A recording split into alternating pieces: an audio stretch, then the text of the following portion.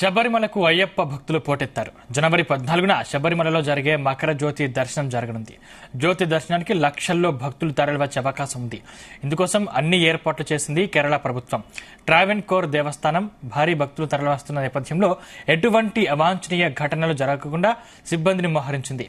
ఈ క్రమంలో జనవరి 14న మధ్యాహ్నం తర్వాత దర్శనాలను నిలిపివేయనున్నారు. ఆ రోజున జారీ చేసే వర్చువల్ క్యూ స్పాట్ బుకింగ్ టికెట్లను కుదించారు.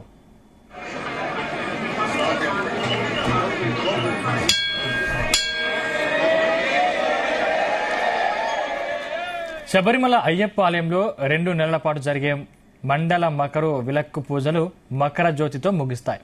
ఈ ఏడాది శబరిమలలో ఎటువంటి ఇబ్బందులు లేకుండా దర్శనాలు చేసుకుంటున్నారు.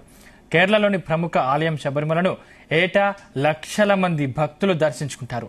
ముఖ్యంగా నవంబర్ 16 నుంచి జనవరి 20 వరకు సాగే మండల మకరు విలక్కు పూజల సమయంలో అయ్యప్ప దర్శనాలకు మాలాధారులై వస్తారు. స్వామి దర్శనాలకు వచ్చే భక్తుల్లో కొందరు ప్రమాదాలకు గురై ప్రాణాలు పోగొట్టుకున్న ఘటనలు కూడా ఉన్నాయి.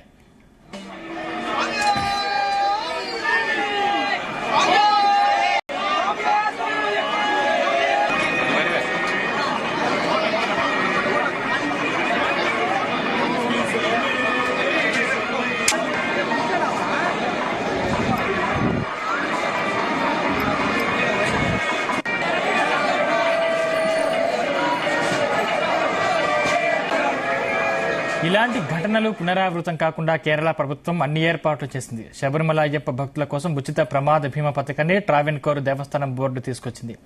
ఇటీవల చోటు చేసుకున్న వివిధ ప్రమాదాల్లో పలువురు అయ్యప్ప భక్తులు మరణించడంతోనే ఈ నిర్ణయం తీసుకున్నట్లు టీబీటీ తెలిపింది.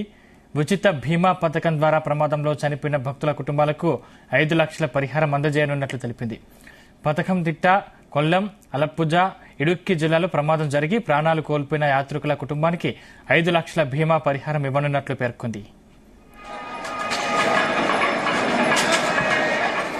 ఈ బీమా ప్రీమియం కోసం భక్తులు ఎటువంటి డబ్బులు చెల్లించనక్కర్లేదు.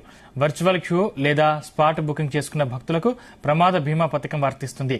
అలాగే శబరిమల అయ్యప్ప ఆలయంలో పనిచేసే కార్మికుల కోసం మరో బీమా పథకాన్ని కూడా టీడీబీ ప్రారంభించింది. సన్నిధానం పరిసరాలను శుభ్రపరిచే, పంపా నుంచి భక్తులను మోసుకెళ్లే డోలి కార్మికులకు ఈ పథకం వర్తిస్తోందని తెలిపింది. వారు ప్రమాదవశాత్తు మరణించినా, పూర్తిగా వైకల్యం సంభవించినా 10 లక్షలు, పాక్షిక వైకల్యానికి 5 లక్షలు పరిహారాన్ని అందజేస్తామని తెలిపింది. అయితే ఈ బీమా కోసం కార్మికులు 499ని ప్రీమియం రూపంలో చెల్లించాల్సి ఉంటుంది.